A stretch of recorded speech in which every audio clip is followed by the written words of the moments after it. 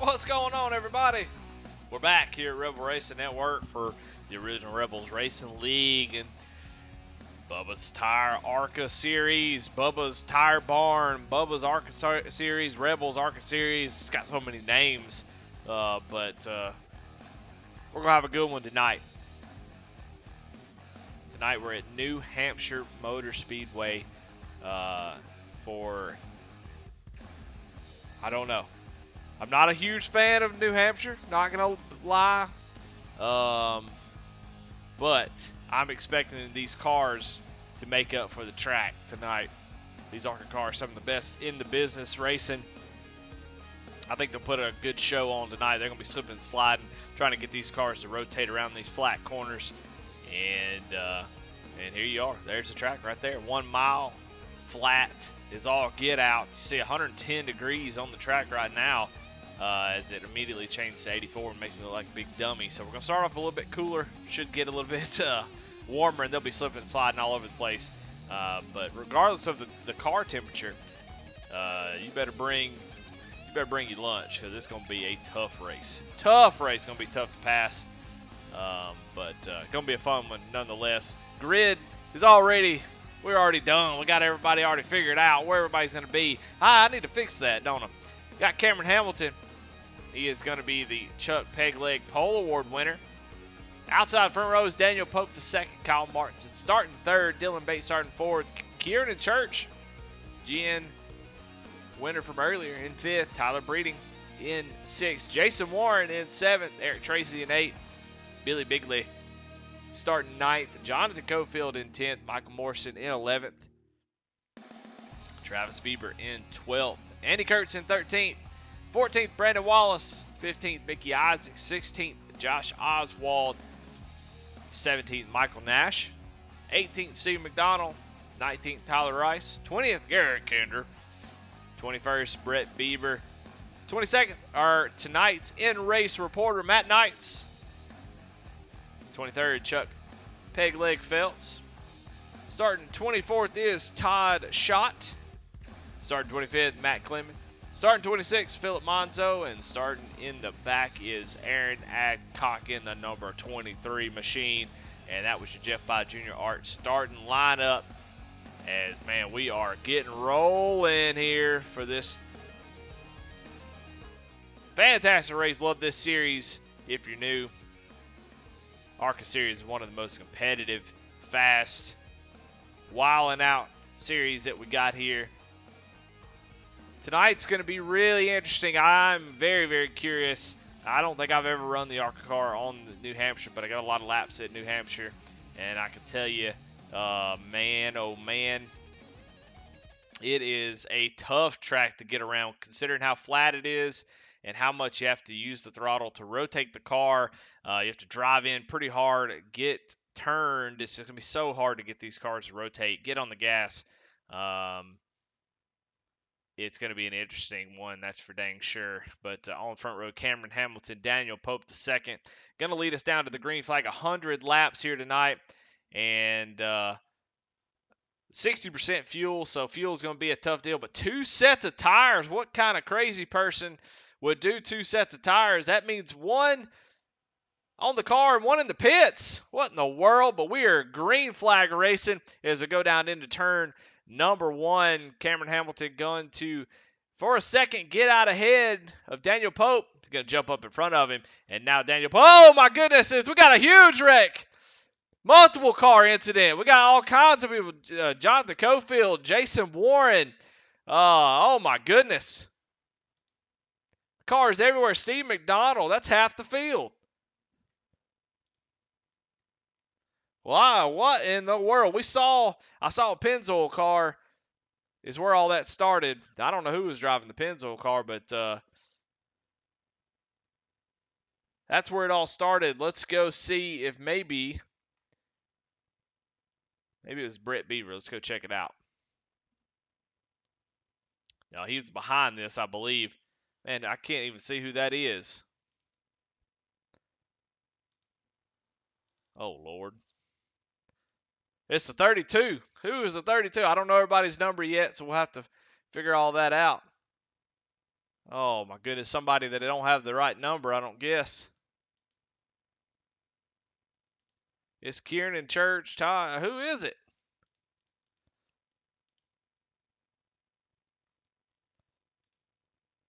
Oh, it's Tyler Breeden. He does have the right number. Sorry, Tyler. We'll go on board. He's on the outside of Kieran Church. Oh, yeah, going to get loose. Talked about trying to get that car to rotate. And, boy, he got her to rotate. It gets into Kieran just a little bit and goes back up, hits the wall. And unfortunately, Jason Warren with nowhere to go. Let's go see that one more time. And we'll try to see it from the cockpit of Jason Warren if we can. You see just nowhere to go. And twice in a row, Jason Warren been taken out early. As you see everybody kind of piling in. Goodness grief. That's not even a real saying what I just did. That's how bad that wreck was. I didn't even say nothing that made sense. We'll watch Garrett Kennedy see this as it sort of happens right in front of him. He tries to check up, and he blinks out and blinks back into the wreck. That's not how you lag switch. You're supposed to lag switch through the wreck, not into it. We see a lot of cars, Todd Schott, Brett Bieber, Steve McDonald, Jonathan Cofield, Jason Warren, all involved in that one. So that was a big one to start the race. Tyler Breeden come down pit road. They do have a fast repair, so if they were involved in that and they have terminal damage, you can at least come down and get that fixed. And you see that Tyler Breeden does take that fast repair. Some guys electing to come down and try to fix their damage.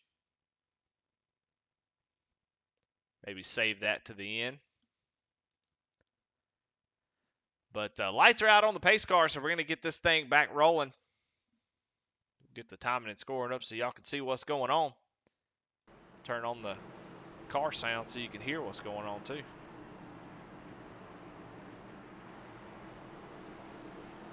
Cameron Hamilton got a great jump. Pretty good start. Daniel Pope kind of hung with him for a little bit. I think the scary thing here on these restarts, you don't want to let somebody get to your outside, especially coming down into the first corner. So Cameron really wants to get out ahead. He does. He gets a great jump there. Almost a car length as they cross the line as Kyle Martinson comes down to the inside. I think it's going to be really, really tough, especially as tires start to wear out, to make any kind of ground on the inside. So you better do it early. And Daniel Pope falls back quickly as both Kyle Martinson and Dylan Bates take over that second, third position. As they come off turn 4, looks like we're gonna make it a lap here. So yeah, we did it. Made it a lap under green. That's a good start. I won't be kind of laughed at for saying this, but I think this will be one of those races that is going to trend green flag. That was sort of a wild thing that I don't think we'll see a lot of that tonight. I think it's going to be a lot of green flag racing as they start to spread out a little bit.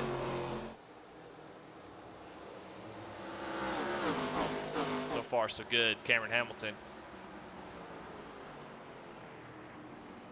with the lead, the fastest lap of the race right there.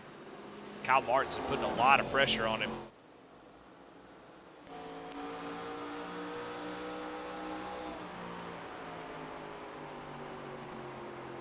Kyle Martinson's one of those guys that, man, he's like a firecracker. He'll go up there and win a race in a heartbeat, but he'll end up backwards early on. It's just one of those high risk, high reward type drivers. But dadgummit if he don't have fun. So we're watching on board with him and kind of talking about this track and how flat it is. You really have to work those seams and help the car rotate. And you'll see that's what Kyle's doing. He's driving down to the bottom. He's trying to stay here. You want to keep those left sides as close as you can. Get those left sides back down on that seam as quickly as possible. Get back on the gas.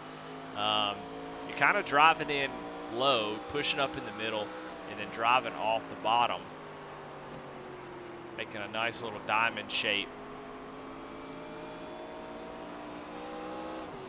And you hear Kyle Martinson actually shifting as they go down into the corner. We'll see the RPMs.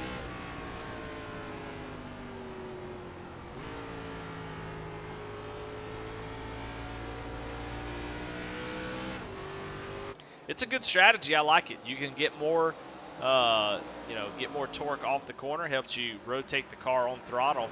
It can burn the tires up. So, but Kyle, a great driver, he can handle that, I'm sure.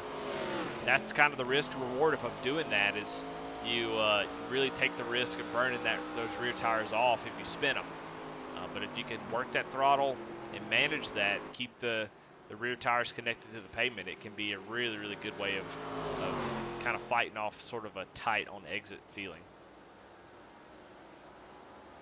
As we go back here just a little bit, right behind Andy Kurtz in that DuPont number 5, we've got Mickey Isaac, Michael Nash side by side. Michael Nash, your Jeff by Junior Art best paint of the night from last week. Still rocking that Winn-Dixie scheme. Looks good. They are battling out. This is for the 10th position. Michael Nash in that 27 car. He is already up 7 spots where he started. He is not wasting any time. If he can get clear of Mickey Isaac, and he is able to slide up in front of him. Textbook way of making a pass. Do not want to let somebody hang around your right rear quarter. Got to get on by them. So if you can get up there and do a little slider, that's what you got to do. This is all for 10th place back here. And it is really, really tight from 6th on back. Passing is going to be a premium, I can tell you.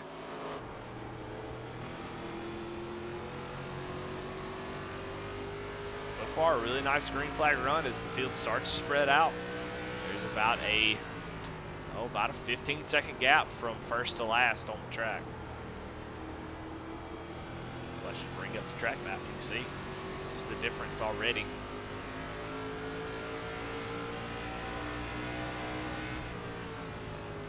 Steve McDonald, last car on sort of the tail end of the actual pack, and it's about 5 seconds back. So good little spread here on the field. More Michael Nash.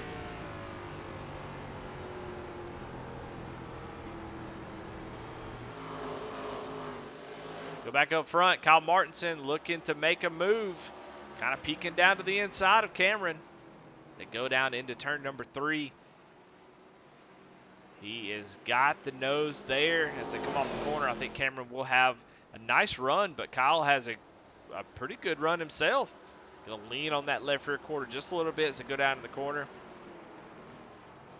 We saw Kyle being really aggressive on the throttle. Let's see if he's able to get throttled up. Not quite able to clear him just yet, but he's slowly making a move there. So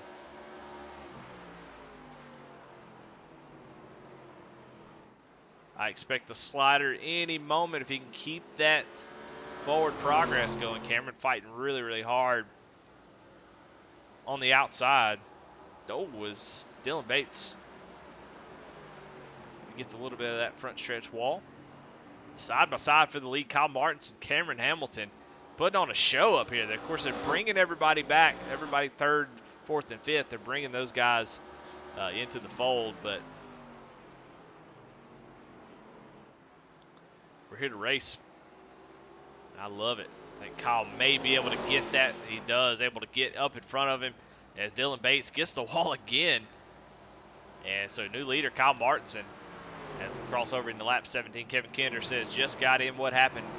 What's happening, Eddie? Not too much. Your boy Kinder, Garrett's already in trouble. He is out of this thing. Or no, he's not out of it. He's just, oh yeah, he is out of it. He's involved in a wreck early, and I guess he decided to call it. But we had a massive pile up on lap 1. But after that, so far so good. Let's go back through the field and let's see what's going on. We got battles here. We got Brett Bieber, Matt Knight, Steve McDonald. In not that order. Brett Bieber with that damage from that wreck, just trying to survive, maybe get to pit road later, save that fast repair. Currently running in the 19th position.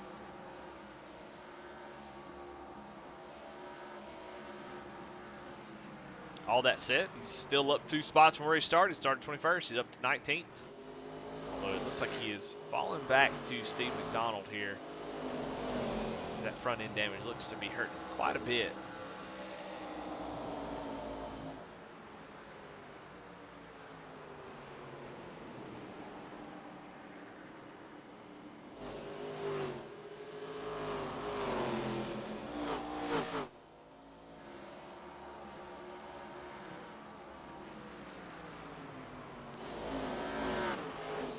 Check in on Chuck Phelps, the biggest mover of the race right now, as he is up to 14th position in that U.S. Marine 75 machine. Having himself a great run, really working his way through the field. Doesn't seem to be struggling at all. Is that ARCA Menard Chevrolet really hooked up? Currently lapping. As fast as the leader. Him and the leader, Kyle Martinson, are in the same lap time last time by. So look out for Chuck Phelps now. He is moving in the right direction. He's got plenty of speed. So we'll see what he's able to do with it, as he's laying down some heaters.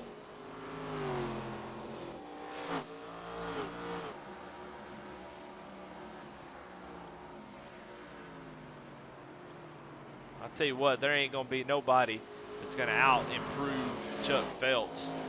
As if you talk to him just even a little bit, he'll tell you, man, I want to get better at this. I'm going to keep working at it.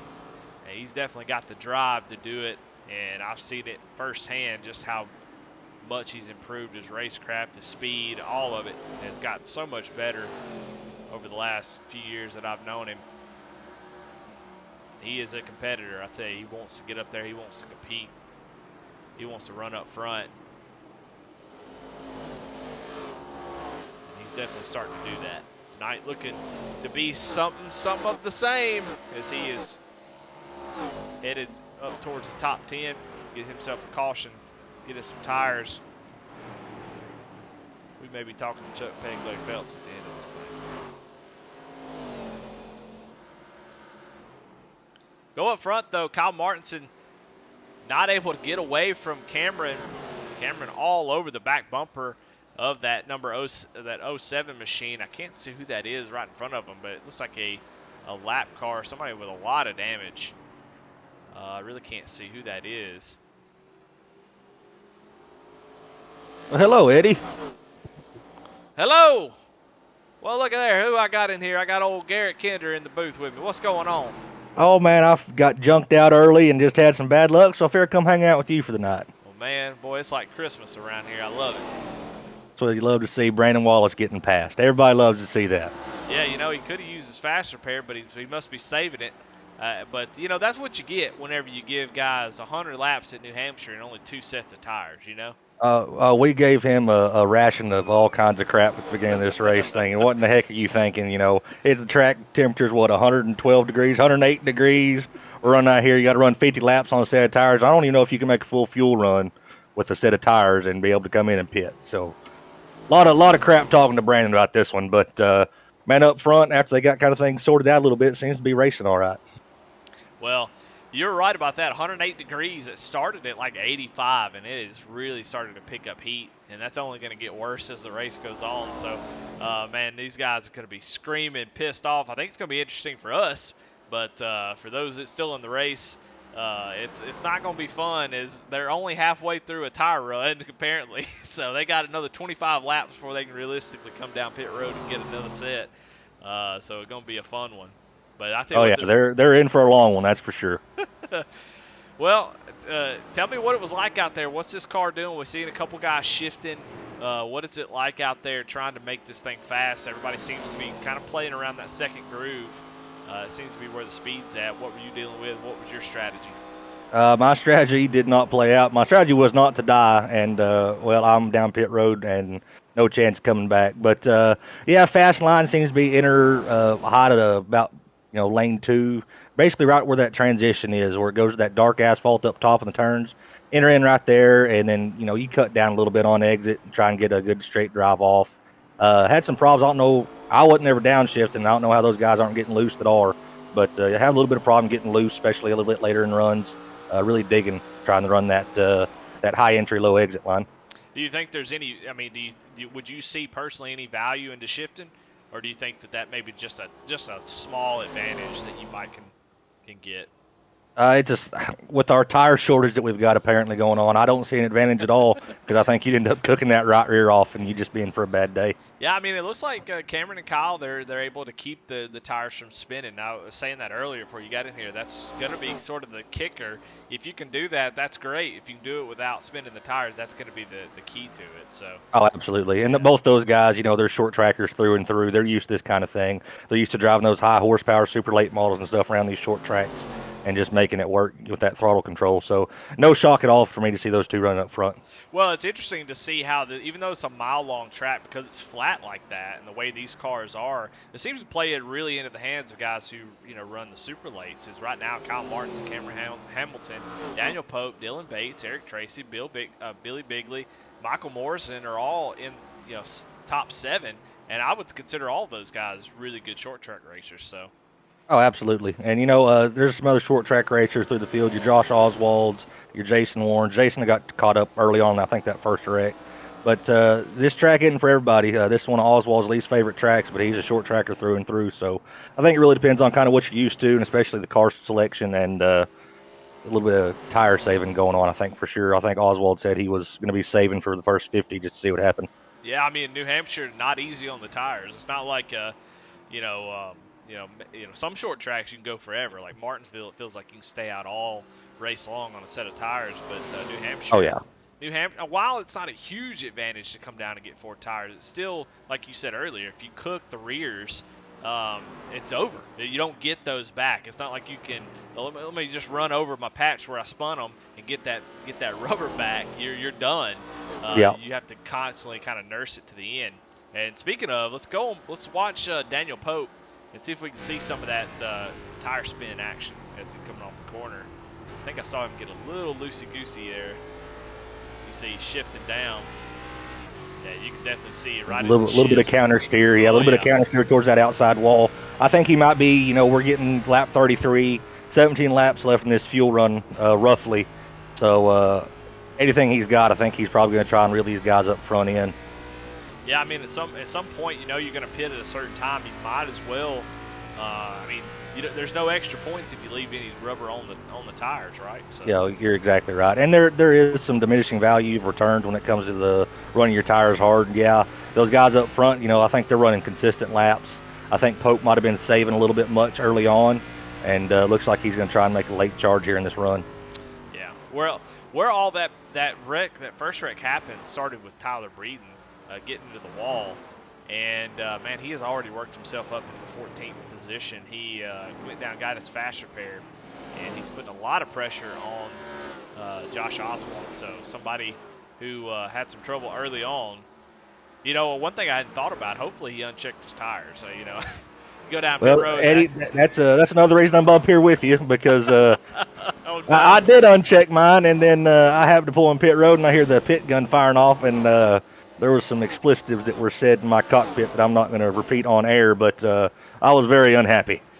Yeah, that's something that, when you only have one set to play with, one mistake, that's pretty much it for you in this race. So hopefully some of these guys who went and got their fast repairs made sure not to have those checked. But Tyler Breeding looking pretty strong here, trying to recover from that accident, and has worked his way back up to the 13th position as he takes over that spot from Josh Oswald, who has made some moves himself.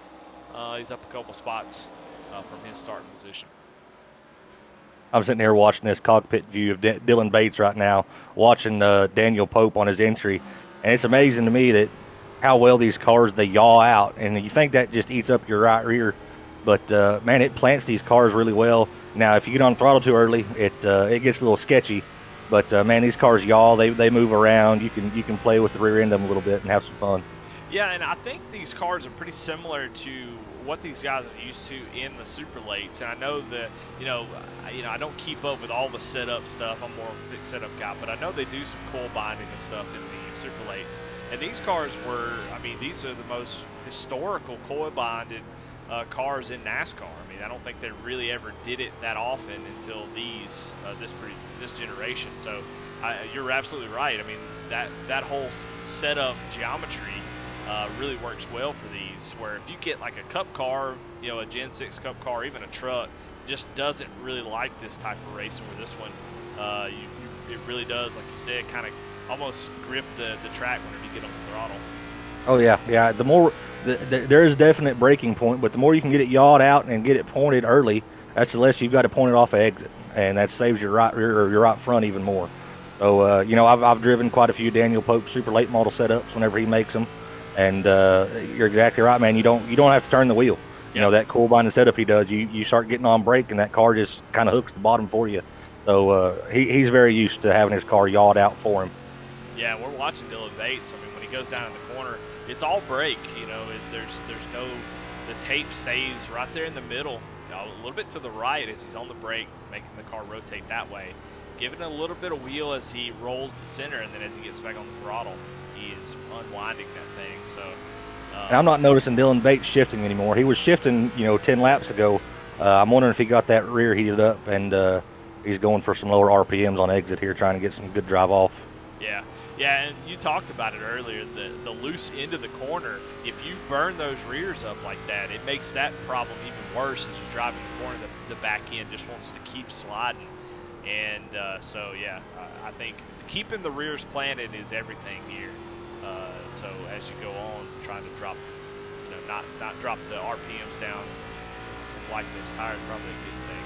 But Well, this is a huge consistency track. How flat the corners are. If you overdrive a little bit, you're basically smoking your tires that entire turn because you're trying to keep your speed up where you're not losing position, losing time behind you, or you know getting pulled from in front. But you overdrive any at all, slide up any at all, and it's a cheese grater on all four tires every time. yeah, what do you think the to be able to pass somebody? We've seen people making passes. We watched Tyler Breeding make another pass. This is for 12th position on Andy Kurtz. Is it just patience? I mean, what is the key to making that pass? Do you think? You know, can you make a pass on the outside? Is it just going to be on the inside? What's the trick here? I think it, especially old tires, can be very difficult as we see. It looks like Breeding going right around, but Breeding is just driving lights out right now. That's phenomenal getting around Andy Kurtz there. A little bit of the practice I did ran around Cofield a little bit, and if I just stay, he was faster than me probably by a tenth a lap. But if I could just hang that outside and just never let him basically get up to my door in the middle of the turn, then he could never get around me. As we see Kurtz get up in the wall just a little bit there as he's battling, trying to stay close. Yeah, and that's the scary part about getting up high here. I mean, you can put your right rear, you know, right sides into that dark area, and you can get some run. But the scary part is if you don't hook up. That's the weird thing about, you know, while these have some get up and go, they're not extremely high horsepower, and so you can't just throttle through, you know, if you get into a bound up situation off the corner. So it's scary because you get up too high on this track and you gas it up, and then all of a sudden that wall starts coming at you. There's no escaping it. So Right. I think there is some raciness up there. It's just one of those things where you've got to be able to make sure you can rotate from the middle off to make that happen. So it just seems like it's struggling to get the run off the corner from the top side. It seems like the bottom is just rolling right now.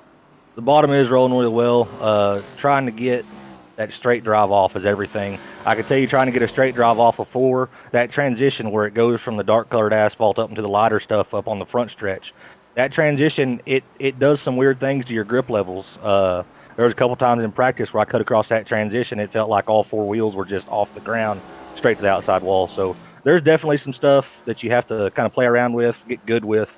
But man, these guys they're doing good. I like what I'm seeing. Yeah, as we check in on the lead, nothing has really changed. Kyle Martinson still leads. Cameron Hamilton about a second back. As we look at the last lap times, you can see that very consistent from the top 3. Dylan Bates has been running about the same lap times, but a little bit loose there on that last lap, a little bit slower. But they're all right in the 31.8s, 31.9s. Kyle Martinson in the 31.7s, so he is definitely setting the pace. It's going to be tough to run him back down. Looks like Cameron's starting to fall off just a little bit.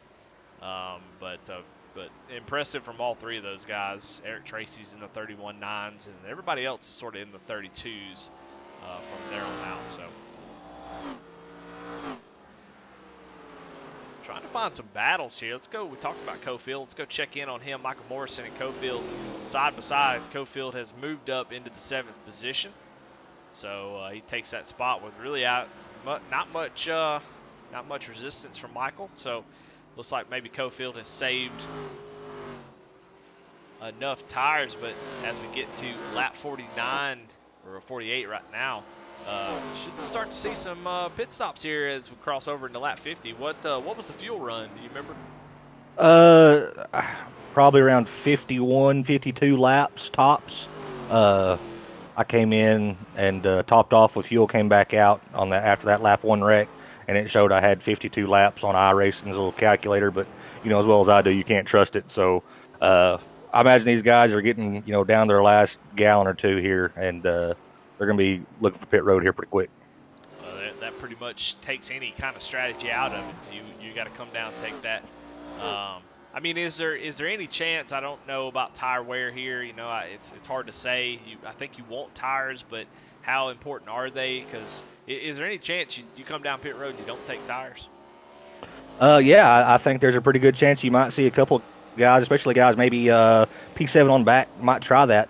Just so late in race get a caution, come down and put some freshies on, and you're going to be seconds faster around the track. So I think you might see some guys gamble, run a fuel-only stop here, and these front guys, though, I don't foresee it happening. They've got too much to lose. Yeah, I'm just looking at the times right now, and Kyle Martinson last ran the 31.7. His best lap is a 30.7, so only a second difference in 50. Oh, and caution's out. Yellow's out. Oh my goodness, right in the front stretch. Jason Warren again with Brandon Wallace. It looks like. Yeah, there's Brandon Wallace without any front end. Jason Warren back on pit road. Just a tough night for him. Matt Clement, Todd Schott. Got a little 3-wide action off of 4, and it did not fare well for anybody. Yeah, let's go back. Kinder Farm Ranch Wreckage Rewind. We're on board with Todd Schott, Brandon Wallace on the outside, and oh man, Matt Clement gets hooked, and then poor Jason Warren. I'm not laughing at him. I know it's been a frustrating night. He got involved in that first incident that really didn't have anything to do with him, and then just, damn it if he didn't have nowhere to go. See that 45 machines, they just they looked like they were going to stay high, then just came right back down the dang track. We'll watch. Yeah, Warren, just nowhere to go.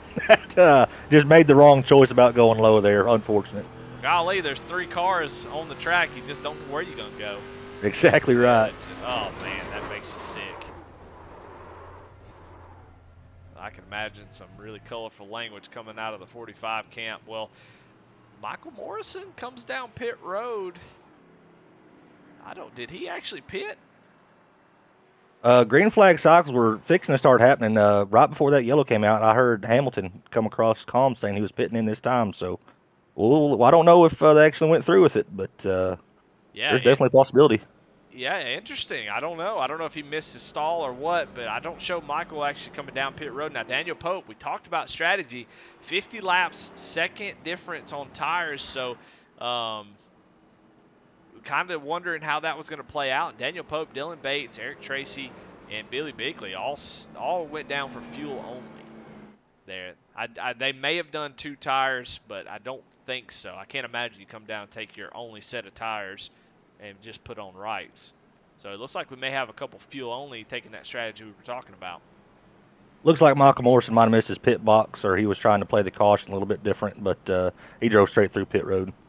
Yeah, I think now that we've seen the tire wear and we know kind of the tire situation, with only a second difference in 50 laps, I think track position is going to end up being pretty dang important. So I don't hate this strategy these guys are doing. We'll see how it plays out.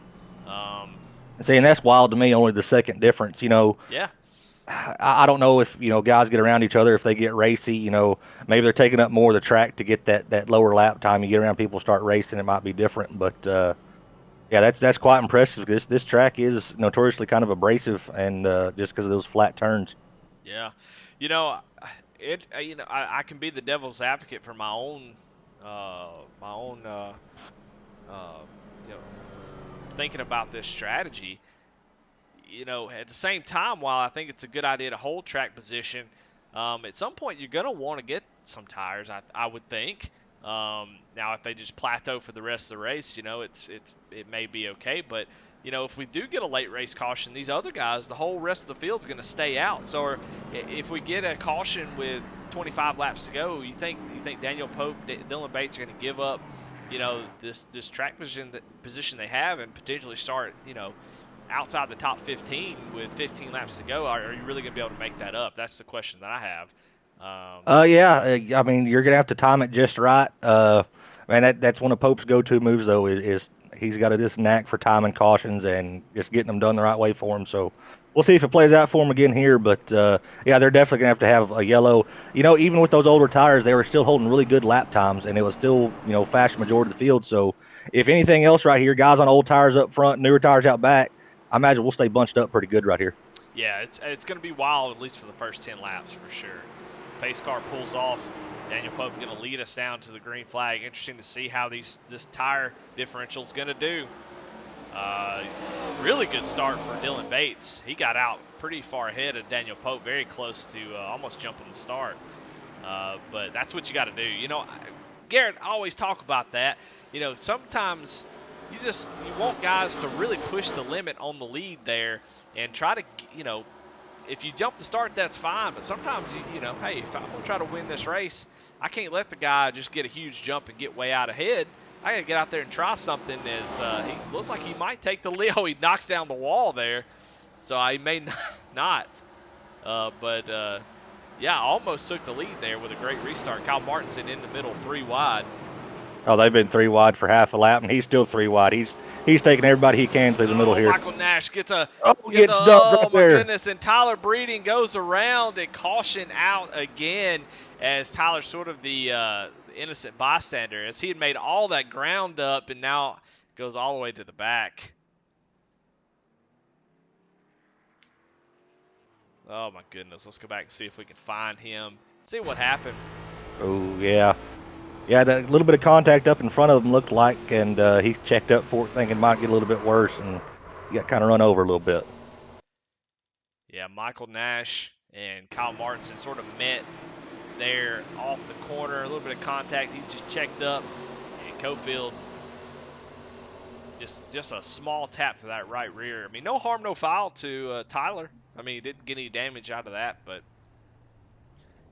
just some track position loss, and you know, and that's the worst thing in the world too. You know, these cars, just about any car on iRacing anymore, it's super sensitive in the throttle up zone. So if you take the smallest bump, no matter what it is, and you're on throttle, you know, and you've got that car yawed out trying to get that straight drive off, you're going around. I mean, there's no way around it. Yeah, that's a really, really good point. That's one thing about iRacing that just bugs me sometimes is, you know, I would like to be able to bump and lean on folks a little bit more. Just seems like the tolerance for being able to get into somebody and it not just cause them to lose all grip seems to be pretty low. You know, excuse me, you watch guys in real life race and they can bump, beat, and bang, and lean on each other. But if you do that here, you're going around. Oh yeah, for sure. And I think a lot of it is this car. You know, there's not a square panel on this car, so I mean, you touch anybody anywhere, and it's a weird angle. These cars are not symmetrical from left side to right side, and the bumper it's all kind of womper jawed and it's slanted down. So, and the rear bumper on these cars are jacked up, so you get underneath them. That's why you don't bump draft Daytona in these, or it's ill advised most of the time. But just pick those rear tires up off the ground. It's different. About the only car I think you can really lean on people and get pretty aggressive with anymore, I think, is the Xfinity car. There's been plenty of times where I think you and I, we've battled a few times in the Xfinity car, and Jonah, just a whole bunch of guys, and you can get up and do some door banging and have a good time with it. But it is sketchy because a lot of it even comes down to, you know, connection issues, and that's one of the downfalls of iRacing is a little bit of net code comes in, and they calculate the damage or the contact to be more than what it actually is. And guys get sent. Yeah. The ARCA car has a halfway decent damage model. I think about the trucks. Trucks have probably by far the worst damage model. It seems like you sneeze and hit your head on the steering wheel and the rear end falls out, you know. It's just Yeah. it's just a weird thing where you can blow a motor by hitting the right rear quarter panel. Yeah, tail slap the wall and blow your motor. It's just Yeah. unreal. So, yeah, one of these days we're gonna look back on it and go, man, you remember when we used to get net code and stuff? Because they'll probably figure something out. Of course, over the last 20 years, gaming and racing and all this kind of stuff is leaps and bounds. I just never thought in my life we'd have racing like what we do. I was racing NASCAR 1 with a keyboard going around the corner, wrecking everybody, all the AI. And I thought, this is the coolest thing ever. It'll never get any better than this. Yeah, man. And here we are out here racing door to door with people all over the world. It's a pretty cool thing. And you just don't get this with other simulators. The competitiveness with actual other people. That's what sets iRacing above the rest for me. And man, it is a lot of fun. Especially whenever you get in league races like this, or even your high strength of field official stuff. You race around a lot of the same dudes a lot, and you get some tendencies going. You can figure out what they do. You can figure out who you can race hard and who you can lean on a little bit. But yeah, iRacing it's the way to go if you're going for simulated racing. Yeah, for sure. All right, getting ready to go green here. We're going to have 40 laps to go. That's not a long time. Daniel Pope, Dylan Bates out on those old tires, but Cameron Hamilton, Kyle Martinson with fresh tires right behind them, and Daniel Pope gets a fantastic start this time. Dylan Bates asleep at the wheel, sort of. He got about as good as a restart you can get last time, and this time, though, he's going to be struggling. Cameron, with those 4 tires, going to be down on the inside. Going to be really tough to hold him off. I imagine you probably just have to fight as hard as you can. But I don't know.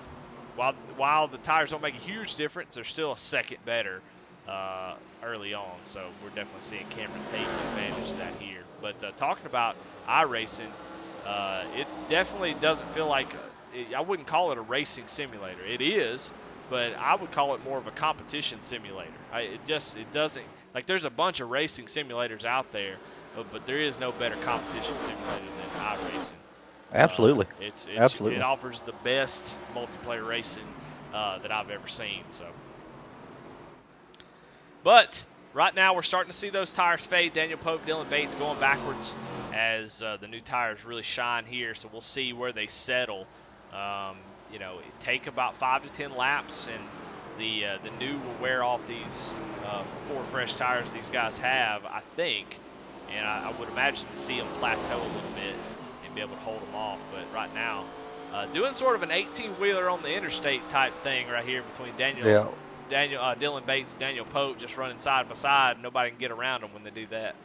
That might be a calculated move. Try to control the bleeding a little bit, and just to take both lanes. That's old Big Fish Motorsports technique from way back in the day. Yeah, well, Cofield trying to throw a wrench in that plan as he goes to the outside of Dylan Bates, and now it's all over the back bumper of Daniel Pope. How patient is he willing to be? Is he thought about looking to the inside? I think he's going to poke his nose out there and see. You'll definitely be able to see the entrance of the corner is where he will gain a lot of time as he's able to roll the center. You think, well, the right sides is what helped, but it's actually the left sides. Yeah, that's on these flat tracks, your left side's what controls you, keeps your car from sliding up. Mm-hmm. So those left side tires do a lot of work here right in the middle of the corner, and you see the difference as John Cofield takes over that 4th position. Man, these 2 right here are still slip sliding all over the place.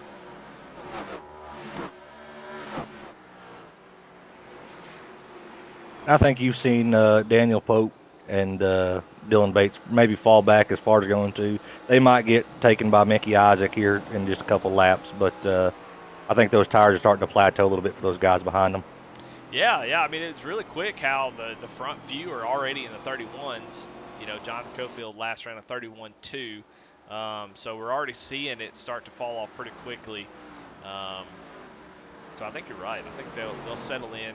I don't think they'll fall out of the top 10, and that will give them a pretty decent advantage, if they get lucky here. But if they go green to the end, I think they're in trouble. So they're really banking on caution here.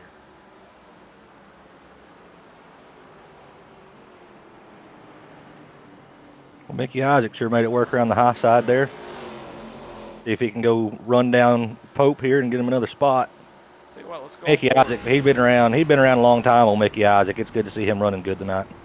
Yeah, you know, it's he has gotten a lot better in the last 6 months or so. I really feel like I'm seeing him run up close to the front a lot more often, and I think he's really kind of stepped. I don't know what it is. It just seems like there's a time in racing where we've been talking about tire plateaus. There's like plateaus where you get into the game and you go up, you get fast pretty quick.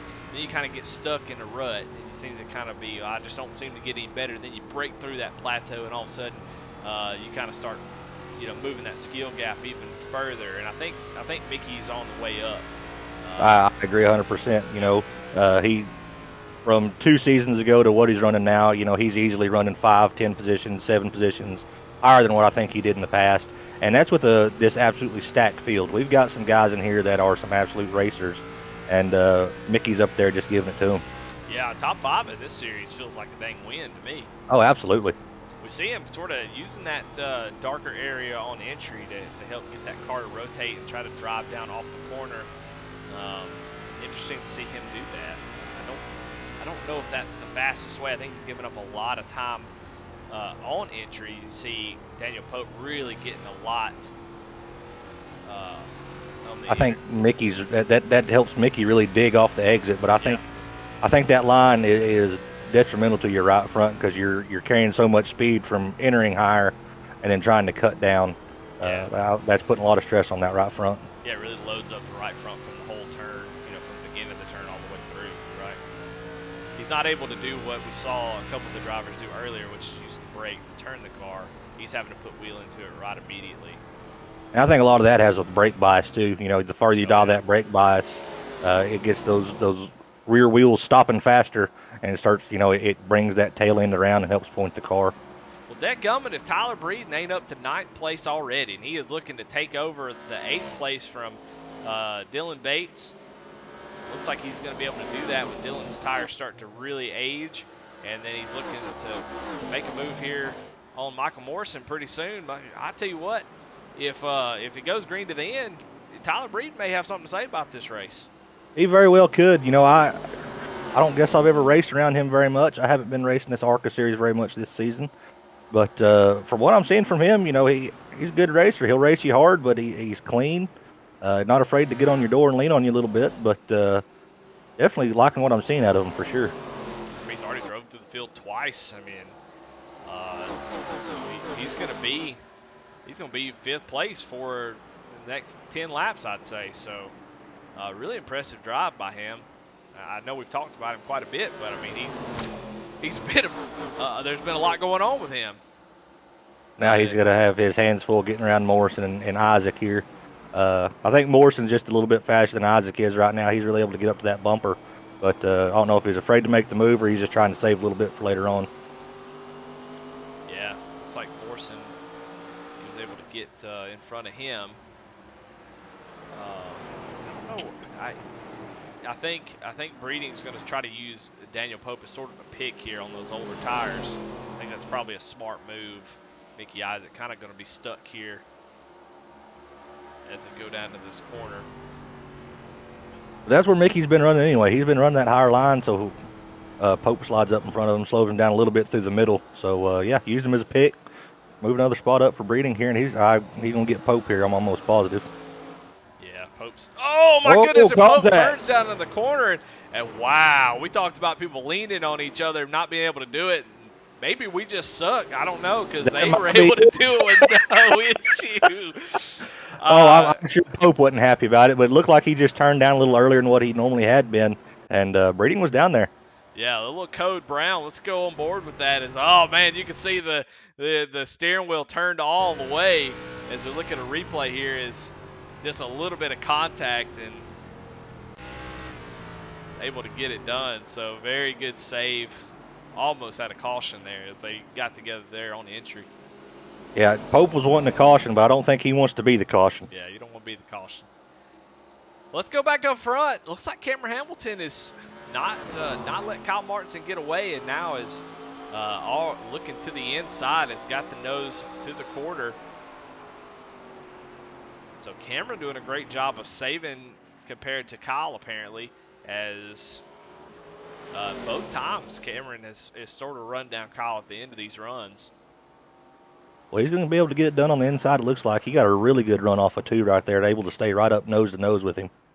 Throws it in there, tries the slider, checks up out of it. That about got real bad real quick. Yeah, Kyle Martin's not going to let off to let you in front of him. That's for dang sure. So absolutely not. I mean, there's no rush for Cameron. You know you're faster.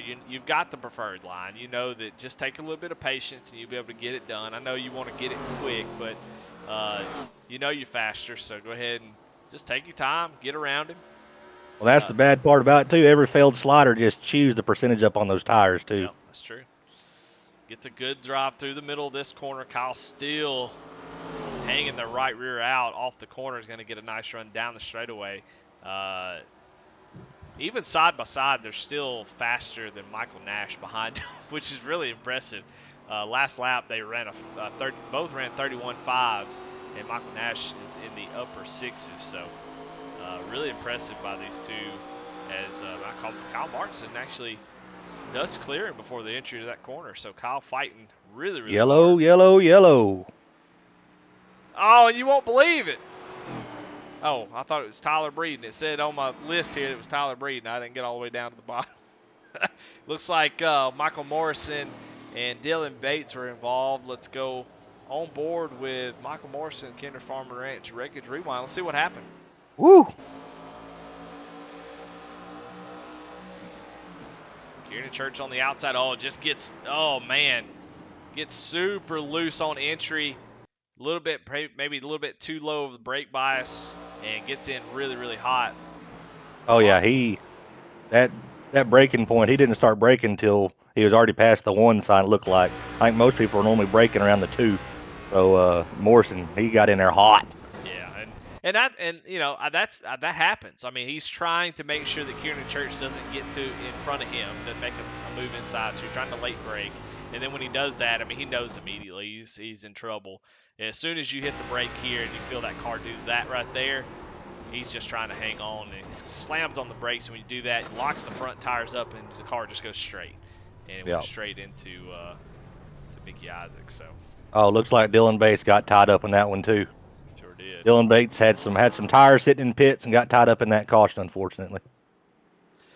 Well, he'll be able to come down pit road. If he's still got a faster pair, he can get those tires in a faster pair, so that'll be good. See Daniel Pope sitting on pit road now, getting his 4 tires. Dylan Bates getting 4, got his faster pair. Brand new car coming out. Yeah, so it's interesting. You know, it worked out in their favor, I think. 20 laps to go, it's going to be tough. But we saw Tyler Breeden be able to do it. And these guys pitted on 3 times now. Yeah. So it is possible. And these guys in front of them have, let's see. 30 tires. Yeah, roughly. 30 laps on their tires. So I think, I think that was the perfect time for that caution to come out if you're Daniel Pope and those guys back there, because that's about the time I think they're going to need to get up front. They're going to need every bit of that 20 laps, I think. I think they're still going to have a hard time maybe getting to Martinson up there. But, yeah, this is going to be a show. If you want to see how to pass cars, this might be the way to do it. Yeah. We're going to figure out which one of these guys has got a doctorate who's setting up a clinic. That's right. It's going to be exciting. But Kyle Martinson, Cameron Hamilton really have been the class of the field. It was a really good race there right before that caution came out. So these guys obviously class of the field at the moment. Be interested to see with the tire differential, somebody can come up there and fight with them. But I think just straight up equal tires, I think Kyle Martinson has been the best first half of a run. I think Cameron Hamilton has been the best second half of the run. So I definitely think you're right. The win's going to come down to Kyle Martinson or Cameron Hamilton, as they just seem to be just have a little bit more pace than about anybody in the field. I don't see anybody. Maybe Tyler Breeden back there in 6th place maybe has something to say about that, because we talked about him a lot because how fast he's looked. But I just don't know if he's got the pace that these two have. Looks like your first set of fresh tires, Daniel Pope, will be firing off at a 14th. So we'll see how high he gets out of this deal. As they come down the backstretch, we're going to have 17 laps to go. So we talked about 20 laps. They're only going to have 17 on those fresh tires. So we'll give the first half a lap to the leaders here, and then I'm going to jump back and we're going to watch these new tires and see what because they're, excuse me, if they're going to do anything, they got to get it done. They don't have time Oh to yeah, waste. there's zero waiting around anymore. You're going to see, 16 qualifying laps as best as they can run them with traffic. Well, alrighty, 17 laps to go here in Bubbas Ball Tires ARCA Series, and we definitely got that right now. Some of these guys are on 30-lap old tires. Kyle Martinson with a fantastic restart as they go down into turn one. Michael Nash trying to look to the inside. Cofield going to clear that off, and they're going to take over the third position. And so single file for the front runners. Let's go check out Daniel Pope. Is somebody going around. Andy Kurtz goes around Michael Morrison, and caution is out again as these two drivers. Michael Morrison is where it started. I don't know exactly what happened. We'll get this Kinder Farmer Ranch wreckage rewind out and see if we can see what happened to. Looks like a little checkup here that kind of bottled them up. Yeah, see Kieran Church get bumped by the 67 as he's having to check up, and Morrison and Kurtz really nowhere to go there. Yeah, tough break for Morrison. Like I said before, he was running pretty well.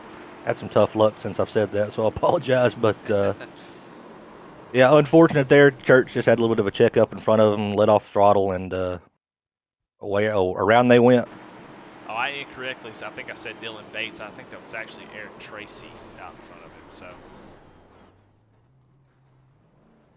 but not huge damage. I mean, it was a really slow wreck. So hopefully those guys will be okay and they can continue on. Well, who hates to see this? Daniel Pope, guys on these fresh tires. Pope made up 3 positions in that short amount of time, but man, you don't make up positions under yellow on these laps. You're just ticking away. Yeah, we didn't talk about that at all, but that's a good point. Under caution, tires don't matter. So you're exactly tires, right. old tires, they race just the same whenever you're under caution. So Kyle Martinson, Cameron Hamilton, Cofield, Nash. Well, I would say Kyle Martinson would definitely love to just keep on having cautions. Oh yeah. Everybody in the top 5 would love to be able to try to race this thing out. But yeah, you're right. This is the worst thing that can happen if you're on 4 fresh tires. Somebody that's up front that has worked his way up pretty well, Jonathan Cofield. He's always been good in these cars. These are his bread and butter cars for sure. So having him up front, he might be able to tangle with these two up front a little bit. I think it's the first time he's been in the top 3 tonight. Yeah, I mean, he's definitely a slow burn when it comes to his type of racing. He kind of just hides. He's just hiding in the weeds and just waiting on you to make a mistake or waiting on the time to get the trophy. That's when he comes out. And so here he is ready to roll. So we'll have to keep an eye on him for sure. He is up 7 spots. Michael Nash, though, having a great run, up 13 spots. And then we got a couple of guys back a little bit further that are fighting for the Hard Charger Award winner. That's Chuck Feltz and Matt Clemon. Chuck Feltz running in 7th. Matt Clemon in the 19 running in 9th, up 16 Outstanding spots. run for both those guys. Yeah. Outstanding run. Yeah, really, really cool. So great run for them. Matt Knight's our in-race reporter. We'll have to get you in this next caution. I told him he was going to be the in-race reporter. Let's talk to him right now. Bring him on. We'll get him quick. Get quick. I don't know where he's at. Found him. Matt, this is Eddie. Garrett in the booth. You got us? What's happening, fellas? Man, you talked about find somebody fast. Well, you're in the top 10 in the ARCA series, and that's really good company to be in. You got about a lap, so we'll keep it short. But tell me how your race is going and what you plan here on this restart. I'm hoping not to get bulldozed by these fresh tires behind me. That's the plan. That is a solid plan. That is for sure. Keep the nose pointing straight. You know what I mean? That is a solid plan. Just keep it pointed straight, and keep your tires underneath you. And man, just keep digging. Really impressed with what you've been doing so far. So just keep it up. I appreciate it, fellas. Shout out to Petey. There you have it. Matt Knight's our in-race reporter. running in the top 10, looking to get a good finish tonight. Maybe get up there and get a win. You never know. You never know, but getting ready to go green here. Got 13 laps to go, 12 laps when we take the green. It is going to be a barn burner here. It's going to get wild. Kyle Martinson with a great restart here. Gets a good jump. That's exactly what he needs to do. He needs to get Cofield and Cameron side by side where they have to race it out and he can sort of sail off into the distance. That's exactly what he wants to do. But I tell you what, Jonathan Cofield almost cleared him.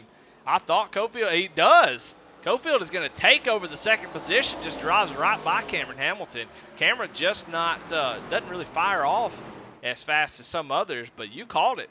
Yeah, Cofield's going to have something to say about this race.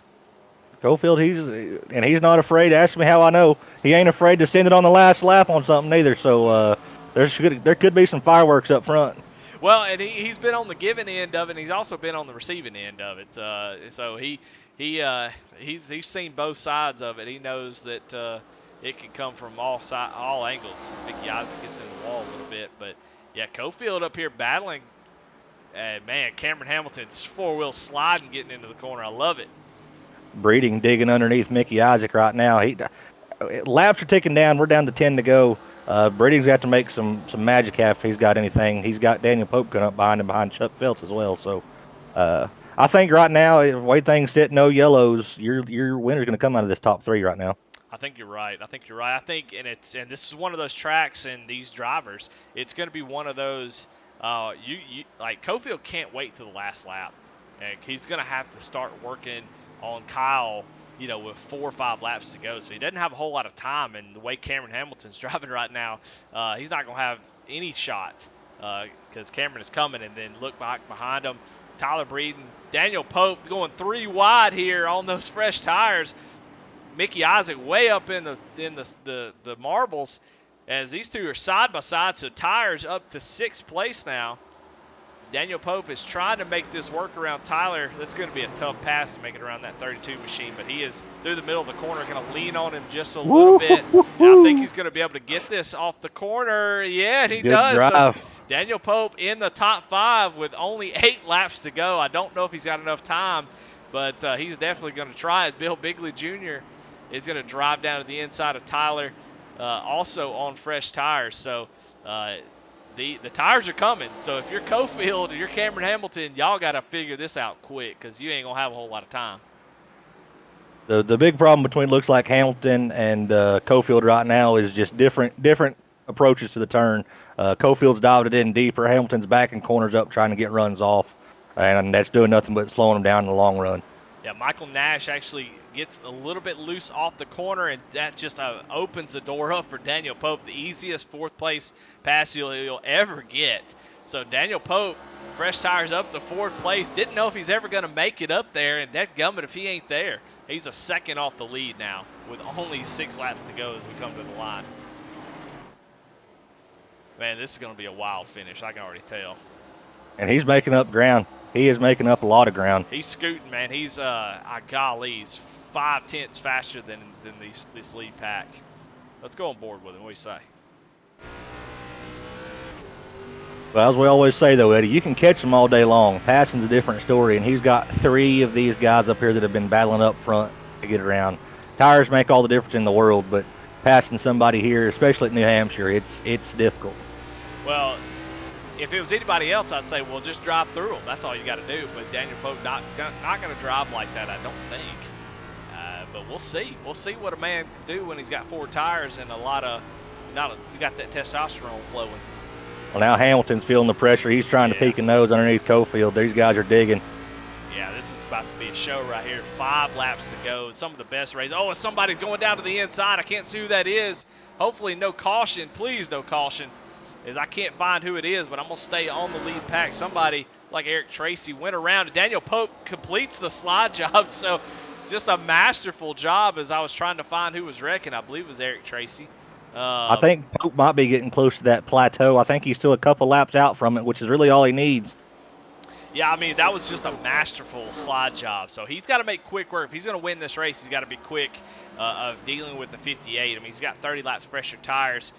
So what's he going to do? He's going to go up there and maybe try to lean on him a little bit and get Cofield out of his groove. I know what I would do. Oh yeah. I'd enter in the corner. I'd put my bumper to that left rear quarter, get you a little bit out of shape, make you kind of chase the car up the track. Oh, he sliders in the middle of the corner. Oh my God.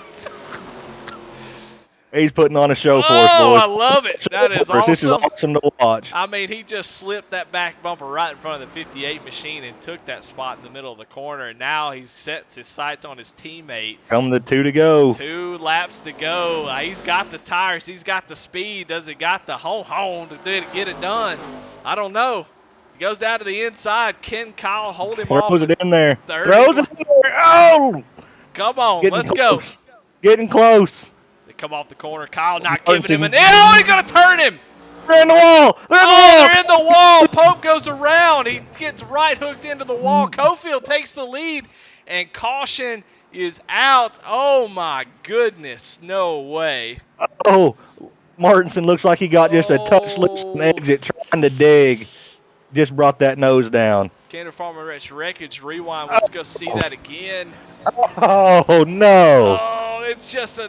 Oh, I can't even say that's anybody's fault. That's just guys that's giving... digging. Yeah, I mean, that's just digging.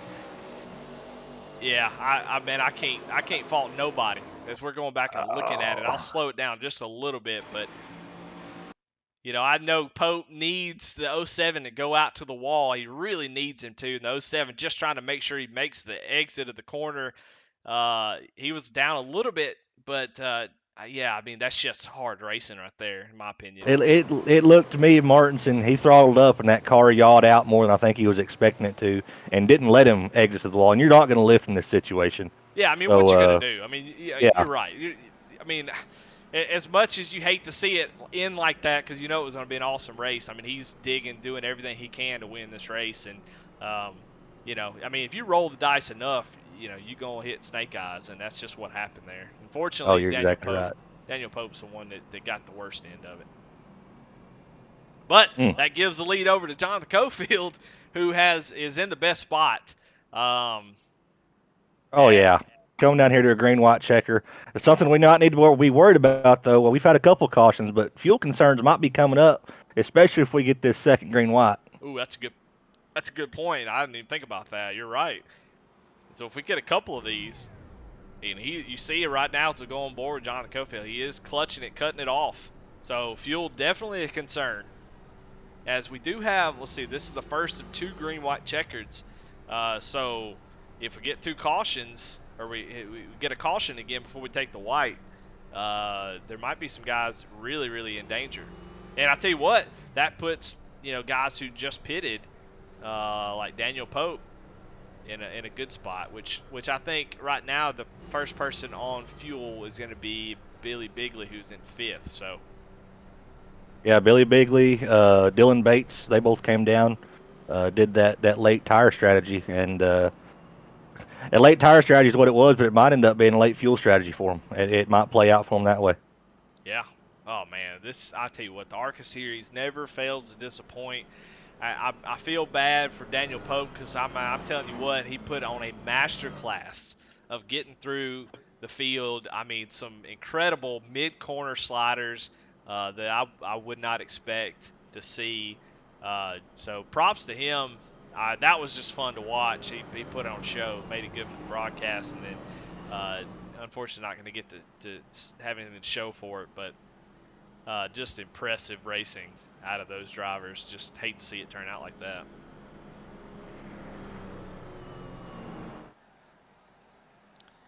Well, this kind of gives us a new element up front a little bit, with Cofield taking the point, and then the guys that have been in the clash of the field all night right behind him.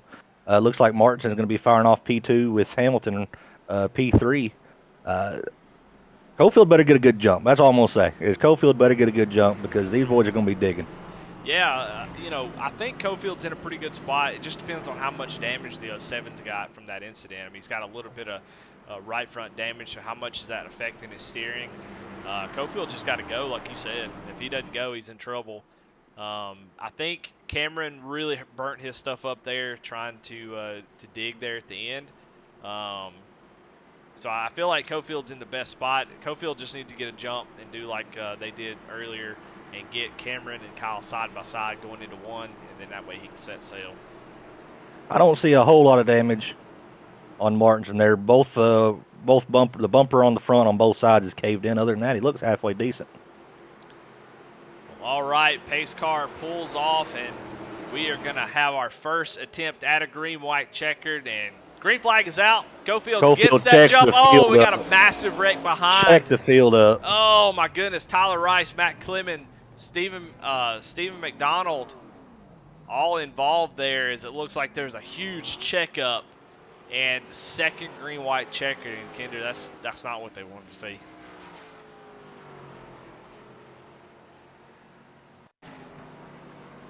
Oh, yeah, I mean, you look back here, Eric Tracy's 3 car lengths off the... Oh, and it happened right in front of him. It looked like it started with Josh Oswald. Let's see if we can go back and get... Matt Clemens gets his rear tires picked up off the ground.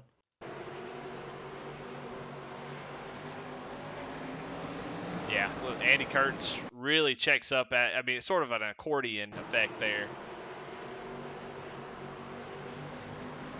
Yeah, this looks like it started with the Ally car up there that sort of just started the accordion effect, and that's what happens there. And man, my gosh, who is that on their hood, on their roof? Oh, it's Matt Knights. That's our in-race reporter. We might not want to talk to him right now. He might be a little upset. No, I'm going to talk to him. All right, bring him up. I'll bring him up in here. Matt, this Eddie, Gary Hey. Ruth, you got us?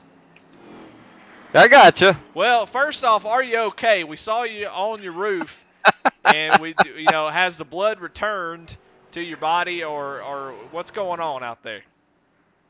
Everybody, you tell me. Everybody just stopped. Well, it must have been a heck of a pileup, huh? How did you end up on your roof? I went under the car in front of me, and the guy behind me went under me, so just flipped me over. At least that's what I saw. Well, we're glad that you're okay. It looks like you got checked out at the infield care center, and you jumped back in the car, and you're still on the lead lap, so that's a good thing. They gave me a new car, I got to get Brandon to wave my black here. Okay. Well, all right. Well, we'll let you alone and let you end this thing. We just want to talk to you and talk to you about that. No, I appreciate it. I got to see that one. Matt Knights, which I don't know. I know his name is Matt Knights, but every time I see it, I can't help but to say Matt Knighties. Is that a problem? Am I mentally? No, because I'm the same way. Okay. But he's been around this league, for a long time, and that's what everybody calling him Matt Knighties. Well, that's old Knighties coming up behind you there. Yeah. And I got in closer and got in good with those intensity guys, and they call them Matt Knights, and I didn't know who they were talking about. Yeah, who was that? Who are you talking about? Matt Knighties? Yeah. Well. All right. Well, we go back on board with Cofield as we listen in, and he's still clutching that thing. I would be interested. I would love to pull somebody, but I don't want to give anybody strategy out public. I don't want to ruin anybody's I don't think we're in danger of anything, Eddie. If you ain't got it now, you ain't got it. We're down the last green light here. Yeah. So I don't know. What do you want if you're Cofield? Do you want to just get a good jump and have another pile up, or do you want to race it out? You know what I'm saying? I don't know. I think on this restart, you'll see him jump early. So this last one of the reasons I think the pileup happened, he held him. He held him, and he held him all the way until he couldn't hold him no more. And that caused that pileup behind him. I think this time, people might be thinking, all right, he's going to hold us again. I think he jumps early and tries to set sail. Yeah, it just depends on, it's not like you can cause the caution, but, just depend on how much gas you got. I don't know. Ask old Kevin Harvick, Daytona back in the day. He was sure able to cause a caution on a restart. That's true. That's true. Well, it's going to get wild, and if they start running out of gas on this green-white checkered, it's definitely going to get wild. So there's going to be people dying left and right. It's going to be glorious. Yeah, so keep an eye out on Dylan Bates, Bill Bigley, the 91-28, and Travis Bieber, the 114. They have they're good to go. They're not going to be worried about gas. So the 91, the 114, and the 28. But pace car going to pull off. We're going to get the last restart of the night. Kyle Martinson leans on the side of that 58 car, and we get going. No wreck so far. So Cofield able to get clear as they go down to turn 1. Kyle Martinson and Cameron side by side. That's exactly what Cofield needed to see. It needed to get those guys side by side so he can get the full track and he don't have to fight. Go down the back straightaway. Cameron and Martinson fighting with Dylan Bates with a pretty nice little run there. You definitely can see the 07 starting to struggle. Is a 27 in the wall. Dylan Bates up to and caution is out, and that's it. Caution. Yeah, that's it. Now, can he make it around? He's got to make it around one more time. Oh, that'd be just a tragic way to lose this thing, wouldn't it? Yeah, that should have been the white flag. The race is over, but you have to be able to make it to the end. And you can definitely see the car is... It's killed. He's coasting. He's definitely coasting. All he's got to do is make it around this corner. Does he have the RPMs to do it? He's talking about it over race chatter right now about having enough fuel to make it. There it is. He's got that little bit of RPM. I think that's going to be enough. That's plenty. You see Cameron really putting the pressure on him to make sure he doesn't run out. But looks like Jonathan Cofield is going to be able to hold on and take advantage of that wreck there at the end and made it on fuel. And Jonathan Cofield takes the win at New Hampshire. Incredible. Good grief. What a race, man. Yeah, man. Overall, what a race for everybody. I started this race off kind of talking trash about New Hampshire, and I still feel the same way about New Hampshire. But these drivers, man, is the ones who make it. It's week in and week out with these guys. Yep. It seems like every week you've got battles everywhere around the track. You've got drama playing out. You know, maybe the series commissioner, maybe he's on to something for giving us half of a scuff and 2 lug nuts piece. You know, maybe he's on to something, creating some drama.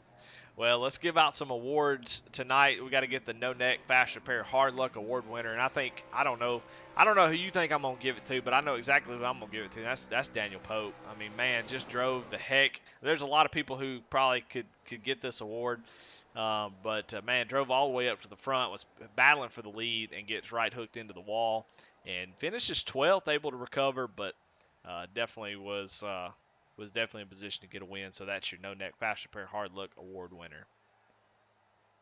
Hard Charger Award winner, we're going to go ahead and give that out. That goes to Chuck Pegleg Phelps. Going to get the Hard Charger up 12 spots, finishes in 11th. What a fantastic race at Dark Horse Motorsports. Hard Charger Award winner. Congratulations, Chuck. Man, what a great run he had. The only double-digit guy in the field to make up that many spots. So congratulations, Chuck. Best paint of the night, I don't know. I'm gonna give it to Cameron Hamilton.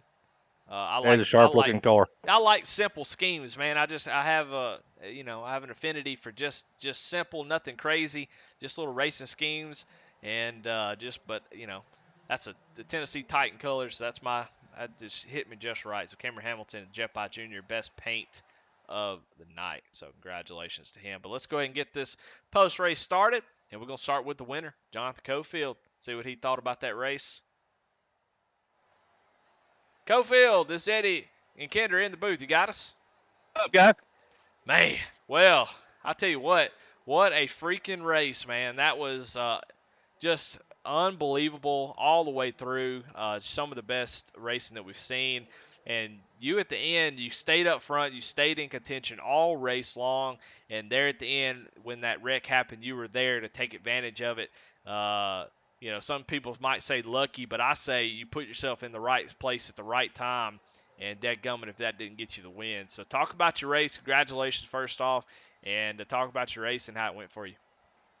I'm tired, man. That was long. I got caught up in that first caution and had to take my fast repair. It put me back like 15th or 16th. I'd be willing to say I passed most cars tonight.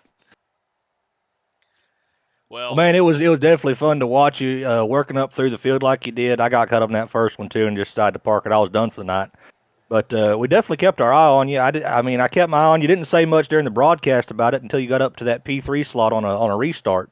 And I came across, said to Eddie that, Cofield, these are his cars, this is his bread and butter 100%. So I think he can go up there and mix it up. And sure enough, you ran most of that next run in P2 trying to get up around Martinson and battling with Hamilton.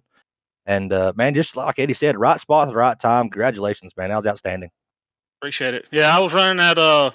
Everybody else was kind of diamonding. I was trying to keep it on that low line against the paint, and then off the corner. If I get my left front down on the flat just a little bit, it'd turn the car for me. So I tried to do that, and after taking that fast repair, just take it easy. Didn't want to get caught in nothing else. Got scared right there when the leaders got together, and then I bet. And then a couple of 5 guys had tires left in the pit, so that kind of worried me too. If it would have went green, some of them guys would probably come on up there and give us a run. Well, talk to us about the fuel situation. We saw you clutching it, and we thought, it was going to be close for anybody that pitted on lap 51. How close were you on fuel? I had 2 gallons left, but it's a habit. I try to save fuel everywhere we go, but I'd been saving that every caution we had that last time because I knew I was getting pretty close. I don't like to get under a gallon, so at least I had about 2 left. Well, you definitely had enough to get that win tonight. Congratulations. That's man. I'm jealous. I'd want to win that race because that was a blast. So congratulations on the win. Yeah, and then who you got to thank? Any sponsor shout outs? Yeah, I want to thank you and Kendra up in the booth for doing the broadcast. Can't wait to go back and watch. Hope it was fun for the fans, everybody watching. Bubbas Bald Tire Outlet, thank Brandon Wallace for putting on this ARCA series and all the admins that do such a great job in this league. Jeff By, Art, Kinder Farmer Ranch, Flexible Flake Solutions, Dark Horse, Chuck Pegleg, No Necks Fast Repair, Cofield Asphalt Refinishing, Cofield Supply and Service. It was awesome just being up there to be able to contend with all these short track pros. Absolutely. Well, congratulations on the win. Very, very well deserved. So go celebrate, and we'll talk to you next week. Thank you, sir. Well, there you have it. That's your winner, Jonathan Cofield, with a fantastic win. And we're going to bring up next up is Cameron Hamilton, and we'll talk to him about his second place finish. Cameron, this is Eddie and Garrett in the booth. You got us? Yes, sir. Well, man, that was a fun race. We had a blast watching it. How much fun was it out there racing? Was it stressful? Did you have a good time? What was it like from your point of view? A little of both, I think. It's really fun and really stressful. I didn't realize they were shifting until about halfway through that first run. Kyle, I think we were racing side by side, and I heard he's like the car shifting when he was under me, and I thought it might have been an in-game situation, like a sound bug or something. And he kind of checked out. He was really, really fast, and I tried to shift, and I just didn't have anything for it. I couldn't shift and do what they were doing. It was a really good race, though, really fun. Threw me for a loop, the one set of tires for 100 laps. That was really fun trying to manage that. Well, that's something that's been an ongoing problem that we have with our fearless leader, this ARCA series, giving us one set of tires for 100 laps on a 112-degree track. That's just an absolute cheese grater. Man, we noticed all night that you were up there, you and Martinson, y'all checked out, quite often. About every time y'all have a couple-second gap, and he seemed to be fire off a little bit better, and you'd come in really heavy on that the second end of the run. You think that came into tribute to not shifting, maybe saving your rear tires a little bit more? I think so. It was definitely different. When I started to shift, I could feel the rear tires like lighting up, and if he was shifting for the whole run, I could imagine it was burning the rear tires up. So I think not shifting probably did play a little bit into that. I put myself in a hole trying to shift, but it was still, man, it was really fun. Really, really fun. Well, y'all put on a show. Y'all put on an absolute show, and it was absolutely a blast to watch. Glad I got to hop up here and broadcast. You got any sponsors, shout-outs you want to give people back home you want to thank? Taylor Hamilton Insurance. It's a family-run insurance company here in town. Everybody at SPM. Tyler Breed and Jim Cottle, Joe King, Daniel. I hate what happened to Daniel. Daniel had a good run going there with the strategy. Thank you guys for the broadcast and everybody over here at Rebels. This has been my first 2 weeks, and it's been really, really enjoyable. Well, we're glad to have you. If you keep racing like that, man, we're excited to watch you and talk to you more often. So, congratulations, and we'll talk to you next week, I'm sure. Thank you. You guys have a good night. See you, bud. Cameron Hamilton, second place finisher. Let's talk to Kyle Martinson. We'll see how this goes. I'm interested to see his I'll take bring on it some up. of it. Kyle Martinson, this is Eddie Garrett in the booth. You got us? What's up, guys? Well, man, a fantastic race. Man, it was so much fun to watch. We just got done talking to Cameron, and I think you and him were sort of the class of the field. You would take off a little bit quicker than him, and he'd kind of come back at the end. And man, just a fantastic race. And there, you just kind of got in a tire situation where you're really trying to hold off guys more than you were able to attack. But talk about your race, man. How'd it go for you? What were you struggling with? And just kind of give us a rundown of your race. Yeah, I had a lot of fun. That was definitely Daniel Pope's win there. I mean, that was all my fault getting into his right rear like that. I got loose a little bit, and I thought he got tight into me. And, I kind of just saw blood because he was on newer stuff. I knew if he was going to get by me on the straightaway, he was going to win. But I thought maybe I could just hold him off a little bit.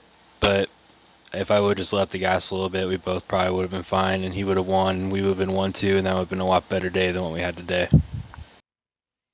Well, man, you can't hang your head. Third place in this series, you know as well as I do the talent level that has just showed up this season, a little bit of last season over here in this ARCA series over here at Rebels. Third place, Eddie and I were talking during the race. Top 5 would feel like a win for he and I. So third place, definitely nothing to hang your head about. You put on a heck of a show. I feel like the camera was on you and Hamilton up front duking it out, especially late run. He had mentioned shifting. Is that something that you thought about doing before the race? Is it something you tried in race, or is it just something that's kind of popped up and you decided to try it? Yeah, I ran officials here like a year or so ago, like quite a few of them, and I remember we shifted, so about like after 2 or 3 laps you can get away with it, and I definitely think that helped me with a little bit of speed. And for some reason, like tire wear, it'd still be the same as everyone else, even with shifting, whereas I ran a lot of open races here too, where the guys that are shifting, it would kill them on tire wear, but I remember I did not shift, and I would kill them, so I don't know, it's weird how stuff works. Well, Just all a feeling thing. Yeah, exactly. Well, y'all put on a show. I know that's not what you wanted to happen, and I think most people know that. But at the same time, I told Garrett, you're gonna roll the dice and you're gonna hit snake eyes every once in a while, and it's just a racing deal. When you're racing as hard as you guys are, week in and week out, it's gonna happen. I think it's just it's part of it. So, but third place for you, congratulations as always. Who do you got to thank? Any sponsors, shout outs? First shout out to my wife for letting me race tonight. She just had a 12-hour shift in school today at the local hospital here, so for her watching her little one let me race, that means a lot. And then, shout out to Daniel, Parker Traves, everyone at SPM and Velocity. And once again, sorry, Daniel. Really thankful for him having me on this team, though, and I own one. All right. Well, third place, Kyle Martinson, as able to hang on after that incident, battling for the lead. But third place for him. And that is the Flexible Freight Solutions post-game show. Garrett, what do you think, man? That went pretty well. I thought it went really well. Really, the cautions played out where it was able to give us a lot of drama throughout the whole race. A lot of disparity between and tire selection, when you're going to go and when you're not going to go get tires. So, man, it was a lot of fun to watch. I'm glad I hopped up here. I thought about just going to bed and calling it a night, but glad I hopped up here. Glad I came up here and watched the race and got to hang out with you a little bit and talk some shop. There you go. Well, let's go through the results. Jonathan Cofield, Cameron Hamilton, Kyle Martinson, your top 3. Dylan Bates recovers and finishes 4th. Billy Bigley Jr. finishes out the top 5. Travis Bieber finishes 6th. 7th, Andy Kurtz. 8th, Mickey Isaac. 9th, Kieran Church. 10th, Chuck Feltz. Daniel Pope recovers for an 11th place finish. Michael Nash finishes 12th. Michael Morrison 13th. 14th, Eric Tracy. 15th, Tyler Rice. 16th, Josh Oswald. 17th, Matt Knighties. 18th, Brandon Wallace. 19th, Steve McDonald. 20th, Todd Schott. 21st, Tyler Breed. 22nd, Matt Clement. 23rd, Jason Warren. 24th, Brett Bieber. 25th is Philip Monzo. 26th, Garrett Kinder. And Aaron Adcock did not start the race. Well, that's your race tonight. Man, that was a lot of fun. Everybody put on a great show. Had some incidents here and there, but overall, I think that was an A-plus race. So congratulations again to Jonathan Cofield and the rest of the field. That was a heck of a show, and we will see y'all next week. And we'll see you Sunday night for the Rebels Truck Series. So come on out and check that out. And we appreciate everybody watching. Hope y'all enjoyed the show. And thank y'all for watching. And thanks to Garrett for coming up in the booth. Appreciate it, buddy. You bet, anytime, man. Well, all right, we're gonna call it a night. It's late, and I gotta go to bed. That go. I am wore out. So, congratulations to Kieran Church, Jonathan Cofield, both winners tonight. And we'll see y'all for the Rebels Truck Series, like I said. So come on out. It's gonna be a good one. You know, give up on the Super Bowl. Nobody cares about the Super Bowl. I mean, I don't even know who's playing. The Schmeagles and the Keefs, the Chefs, or something like that. I don't know. But anyway, come on out, watch the Rebel Truck Series. It's gonna be a good show. Y'all have a good night. We'll talk to you later.